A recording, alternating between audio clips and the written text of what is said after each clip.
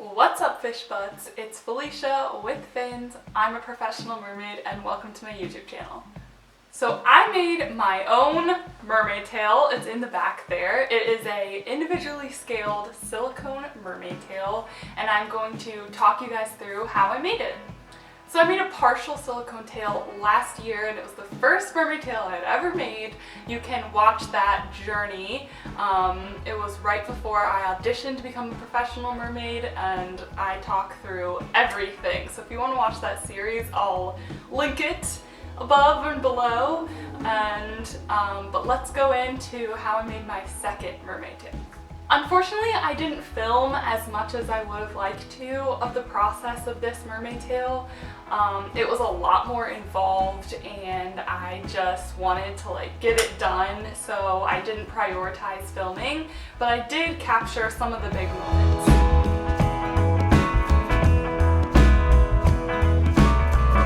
So first off, I toyed around with sculpting my own fluke.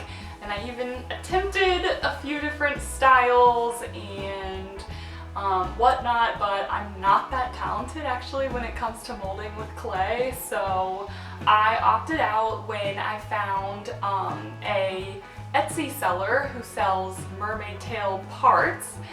She sells mermaid tails too, but she really specializes in fins and flukes and scale sheets and individual scales. So when I found her shop, which I will also link in the description, FancyFishFashions, I saw her fluke shapes and I thought that they were really pretty, pretty reasonable for what I could afford at the time, and I was really inspired by them, and I didn't really see many other flukes like her designs out there, so I really liked the Monarch, I think is the name of the fluke shape that I purchased from her. It's very wide and flowy and beautiful, so I chose that one, and I do have a video of me unboxing the fluke if you want to check it out. Was trying to decide which monofin to put into this fluke, and actually the one that I chose that I had, because I had bought off of Facebook Marketplace, I purchased a Finis Foil for $30 or something, $20 or $30. I was like, okay, monofin, that's used regularly and pretty good, so I'll just buy it.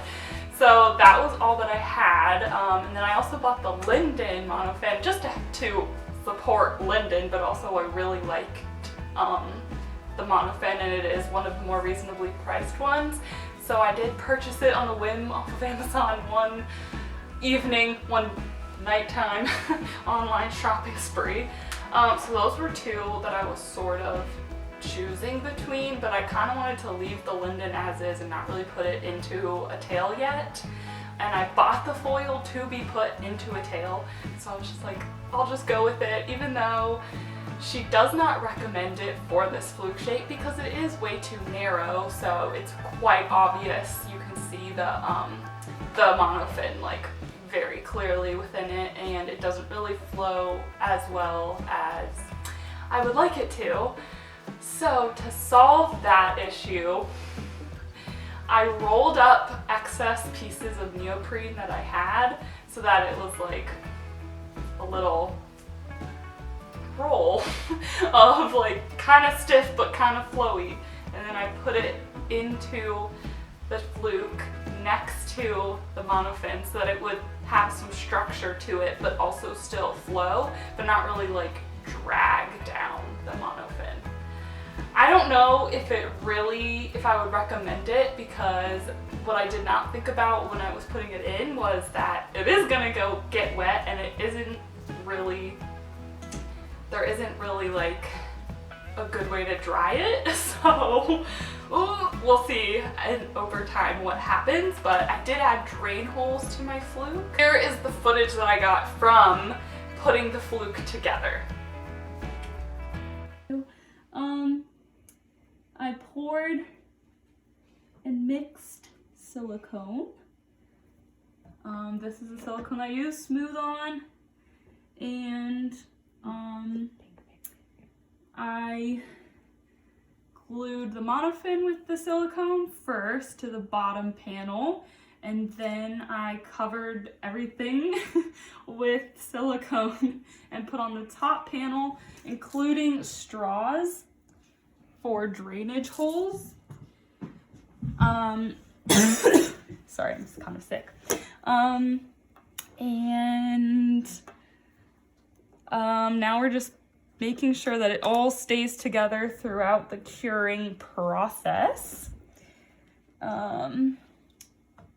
And pinning and clamping in place so that the two Fluke panels line up. And you have a nice Fluke. Yeah, so I actually pigmented the silicone that I put in between so that when it does come out the sides like this, when I clean it up, it'll be like the colors that I kind of want it to be, and it will look nice. And also I have like I have the Finis Rapid in here, which is actually too narrow for this style of Fluke. Like, she definitely did not recommend this. So I put rolled up neoprene fabric like here and here to kind of make it look like ligaments or bones of the mermaid tail, but also give it some flexible shape, something that's waterproof, flexible, like I can, you know, fold it up and travel with the Fluke still, but it also will give it some body, you know, and it's buoyant, so maybe it will not, I don't know if it will really have any effect in the water. I still have a lot of testing to do, but I think that's all I have to share. Yeah, this is definitely I am learning as I go along. I'm consulting a lot of internet things, but I'm making my own system. I went with a white base and pink like ridges or outlines, and she also included a glitter coat on top, like glitter coat, like a shiny finish to it. So I got those colors because that way I could still sort of paint over it where it wasn't too dark. I wanted to add like metallic coat over it, like golds and silvers and stuff. So I thought that a pearly white undertone would be what I was going for.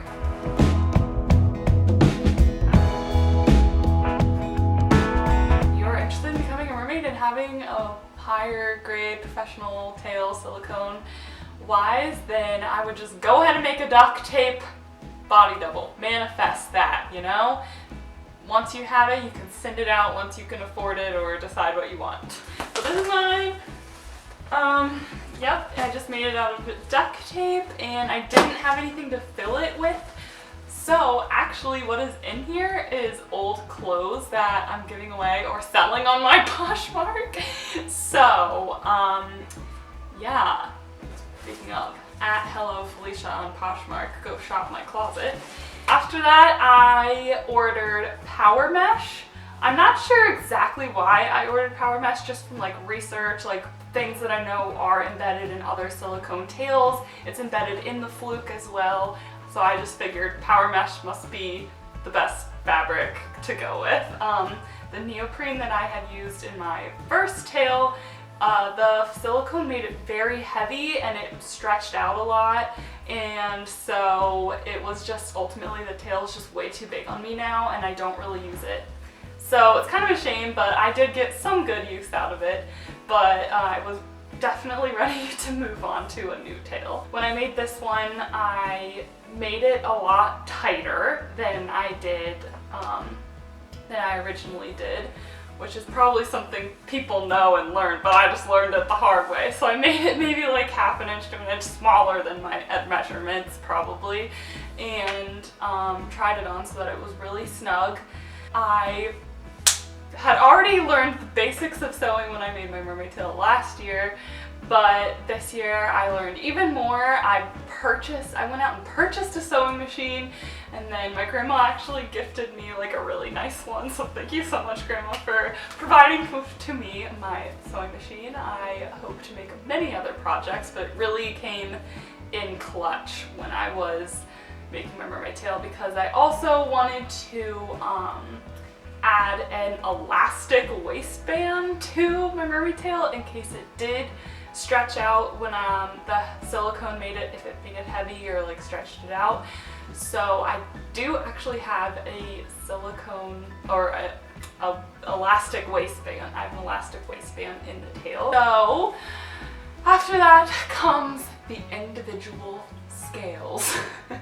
I just made like very simple rounded scales out of clay and put them on paper plates, and then put a casting material over it, and then made my molds. This is an example of a good one. However, I will say that I made my scales way too thick. Like this baby is thick. So I would have made my molded pieces like a lot thinner, and probably wouldn't have wasted as much like clay and casting material and all these things. This is what my scales look like. Here's an example of one that broke halfway through. Also broke, there's a hole right here.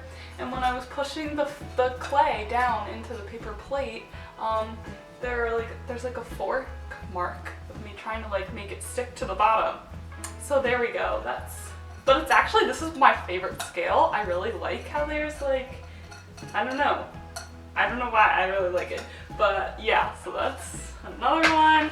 And then I have 3 more, and each one of them have 3 different sizes of scales. This one has all the same, these are the large ones. And then here's another one of just large ones, because I realized, oh, I'm gonna need a lot more large ones than I am gonna need small and medium ones. These ones also have a lot of fork marks in them. Yeah, so those are my very inadequate molds that I will probably not really be reusing. I went from small scales at the tip of the tail, like down by the fluke, and then went up into medium scales, and then did the rest of the tail with larger scales. I just ordered my 2 gallons of silicone, and I poured and mixed and practiced and experimented and would fill up all my molds and then demold them, trim them up, and it was a lot of time, a lot of repetition, and I made a whole Tupperware container of scales, and then I started gluing them on. So I mixed silicone with some pigments, and I used it to make some scales, and then the excess that was like left in the cup, I like used this to lather, like spread it on top of the mesh, and then I put it on the individual scales. These are all my individual scales. Look at that. Oh my gosh. Ooh. And then yeah, just put them down and put some pins. But it takes like a little bit longer to cure, so now I'm gonna switch to silipoxy. And I kind of like, all of this is done with silipoxy, and then this is like silicone, and now I'm gonna go back. So it's probably gonna be a mixture of adhesive, but it's coming along. It's coming along. I kind of like it. I messed up a lot at the bottom, which is unfortunate, but it's okay. Really need to figure out how to properly embed the silicone into the mesh, because I am having some issues with scales sort of like coming apart and like not properly like staying on. So what I've learned is definitely to put like maybe a layer of silicone all across the, like a thin layer of silicone all across the power mesh beforehand, and then start like gluing the scales on, and maybe really taking more time to carefully place each scale and sort of have them all the same. I think that my scales are not uniform, so one might not fit well with another one, which is like not advisable to anyone making a mermaid tail. You definitely need like some, you need it to be like an easy puzzle. So I definitely was like making it a lot harder for myself in that capacity, but it was all that I was working with, so I just kept going. I ran out of like 3 tubes of silipoxy and realized that it was not, it would work for overlapping the scales and sticking them onto each other, but it wasn't really working as well embedding it into the power mesh. And so then I would do just straight silicone and like mix it up and then try to like continue going with layering the scales, and it would stick to the power mesh kind of well, but it wouldn't stick to each other as well. I don't know. I definitely need to practice more and figure out a lot of things, but I'm just sharing my experience with you all so you can learn from my mistakes. Did you say, oh Felicia, did you like practice before you did this? Did you have a sample piece like a smart person? Yes and no. This is my sample piece. This is what I wanted and I really liked it. This was the first silicone thing that I ever made, and it's a, I mean I use it as a top now. It kind of doesn't go with my tail now, but this was my sample. But it's held up, like I don't know, like none of the scales, like it's pretty embedded really well, but so I don't know what happened on my tail. And I actually just completed my second set of fins, my tail 2. It's 11:30 in the middle of the night. No, not 11, it's 12:30 in the middle of the night. And here she is. So I'll probably work tomorrow on some finishing touches and give it a nice swim in the pool. But I finished. I did it. I did it. I can't believe it. Oh my gosh. All of them are like laid on top of each other. It kind of changes in color. I put all the darker brown scales up at the top because I decided at the end that's what I wanted. There's like a lot going on. This is definitely not a tutorial or anything like that. Like, please go watch the millions of others, like professional people. But this is just me sharing my experience and everything that I learned, and sort of some encouragement where there's enough knowledge and possibilities out there. You can do whatever you set your mind to, even if it's a failure in your eyes. It might be really cool and you'll learn a lot. Posted a photo with my tail on Instagram, and it was actually one of my most liked photos to date, and I felt like I had just completely like wasted so much time and money making this tail. Like, I'm really proud of it now, but it, like at first I was just like, why didn't I just like continue saving and buy one? But I don't know, I just couldn't justify that for some reason, but I'm really proud of it, and I think that it looks really cool, and I can't wait to make another one with all that I've learned. But yeah, it's just, this is me sharing my experience and encouraging you to go after what you want and believe in yourself, I guess. It's so cliche, but like honestly, like you can really do anything. I think it looks cool in the water. I'm really proud of myself for doing it because it was really, really difficult, and it took so much mental capacity. Like, I literally didn't do anything else other than make this tail. And I made so many mistakes. It didn't come out exactly how I pictured it, but I think it's really cool. The maiden voyage of the mermaid tail.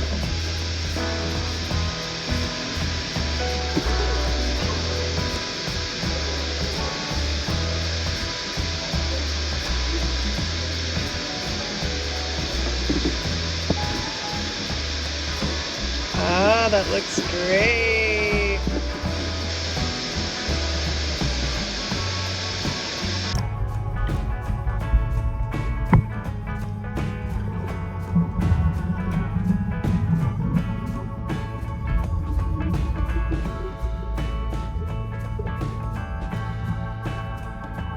I'm not mad at it. I think that it looks cool. A few people have commented that they think it looks like candy and like funfetti and things like that. So I kind of like how it wasn't really thoroughly thought out. It was sort of just like all of my passion and time and like just experimenting and learning went into this tail, and it's just like a representation of me in a tail, and it's so different from anything else that I've seen. I love individually scaled tails because I feel like there's so much more like variation and colors, and it just looks a lot more like organic and like special. I don't know, like mistakes to me are beautiful. Like you can't really recreate them ever again, you know?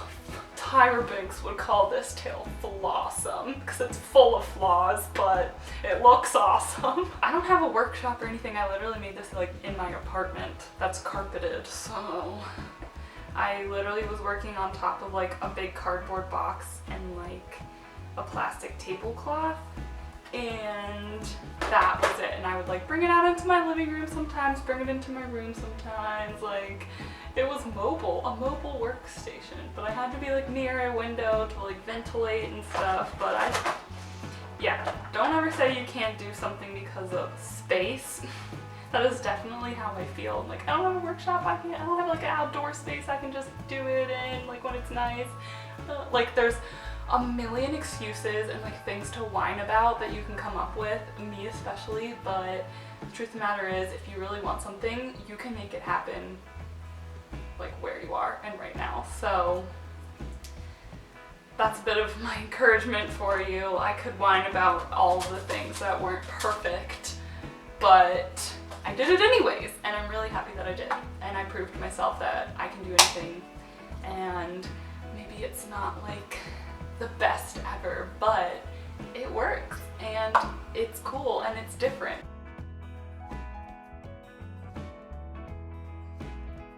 So that is a very rambling, messy version of how I made my second tail. I hope you guys liked it. Thank you so much for watching. Comment down below what you think, if you have tried to make a tail yourself, what are some things you've learned, like just share your experience and your knowledge in the comments below. You can follow me on Instagram at Felicia with Fins, as well as TikTok. It's a pretty fun time over there. At Felicia with Fins on everything. I actually just came out with merchandise, which is so exciting. So if you are interested in getting some fish butt apparel, I have some super cute stuff available through Teespring. If you are interested, only if you can afford it and really like it, then please help yourself. And if you get anything, please tag me so that I can see it. Subscribe to my channel. Thank you so much. We are over 1,000 subscribers, which was a really big milestone. So thank you so much for subscribing. If you're a new subscriber, I want to give a shout out to Mr. King Awesome. He was very encouraging and he's such a sweet kid. He really he boosted my channel by being a really great supporter and follower. So thank you, Mr. King Awesome. I'm going to be posting a lot more videos, so definitely turn on the bell notification icon if you want to be notified when I do that. That's pretty much it. Thank you guys so much for watching, and I will see you next time.